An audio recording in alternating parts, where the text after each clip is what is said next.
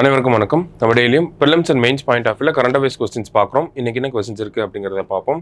First question, consider the following statements. United Nations Human Rights Council was established in 2006 அப்படின்னு சொல்லி கொடுத்துருக்காங்க. ஐநாவுடைய இந்த மனித உரிமைகள் ஆணையம் அப்படிங்கிறது 2006 நிறுவப்பட்டிருக்கு. அதில் அமெரிக்கா சமீபத்தில் அதிலிருந்து வெளியேறுறோம் அப்படிங்கிறத சொல்லியிருக்காங்க. சமீபத்தில் அமெரிக்காவை பொறுத்த வரைக்கும் பார்த்தோம்னா அந்த பாரிஸ் உடன்படிக்கையிலிருந்து வெளியே வந்திருக்காங்க. WHO, WTO இது எல்லாத்துலேருந்து வெளியே வந்திருக்காங்க. அந்த வரிசையில் இப்போ மனித உரிமைகள் ஆணையத்திலிருந்துமே அமெரிக்கா வெளியே வர போகிறாங்க. ஸோ அந்த வகையில் பார்த்தோம் அப்படின்னா ரெண்டுமே நமக்கு கரெக்டான ஸ்டேட்மெண்ட் தான். சரிங்களா? அடுத்தது, Bharat cancer genome atlas is an India specific genome database launched by அப்படின்னு சொல்லி கேட்டிருக்காங்க. பாரத் புற்றுநோய் ஜீனோம் அட்லஸ் என்பது இந்தியாவிற்கான குறிப்பிட்ட புற்றுநோய் மரபணு தரவுத்தளமாகும். இது யாரால் உருவாக்கப்பட்டது அப்படின்னு சொல்லி கேட்டிருக்காங்க. ஸோ யாரால் உருவாக்கப்பட்டிருக்கு அப்படின்னு பார்த்தோம்னா நம்மளோட ஜீனோம் டேட்டா பேஸ், சிம்பிளாக சொல்லணும் அவ்வளோதான். இது எங்கே உருவாக்கியிருக்காங்க அப்படின்னா IIT கான்பூர் உருவாக்கி இருக்காங்க. சரியா?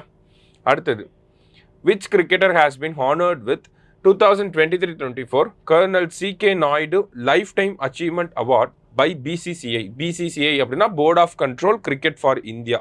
BCCI-ஆல் 2023-24 ஆண்டுக்கான கர்னல் C.K. நாயுடு வாழ்நாள் சாதனையாளர் விருதை எந்த கிரிக்கெட் வீரர் பெற்றுள்ளார் அப்படின்னு சொல்லி கேட்டிருக்காங்க. சச்சின் டெண்டுல்கர் அவர்களுக்கு தான் இந்த விருது வழங்கப்பட்டு இருக்கு. சரிங்களா? சச்சின் டெண்டுல்கர் அப்படிங்கிறது தான் சரியான விடை.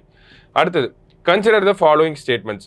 Fort Williams is renamed as Vijay Durg அப்படின்னு சொல்லி கொடுத்துருக்காங்க. கரெக்டு தான். ஃபோர்ட் வில்லியம்ஸ் அப்படிங்கிறது 1871 கல்கத்தாவில் கொண்டு வரப்பட்டது தான் இந்த Fort Williams. King William 3 William அவருடைய நினைவாக தான் ஃபோர்ட் வில்லியம் அப்படிங்கிறத கொண்டு வந்திருப்பாங்க, சின்ன கட்டியிருப்பாங்க. சரியா? அதுக்கு இப்போ விஜய் துர்க் அப்படின்னு சொல்லி பேர் வச்சிருக்காங்க.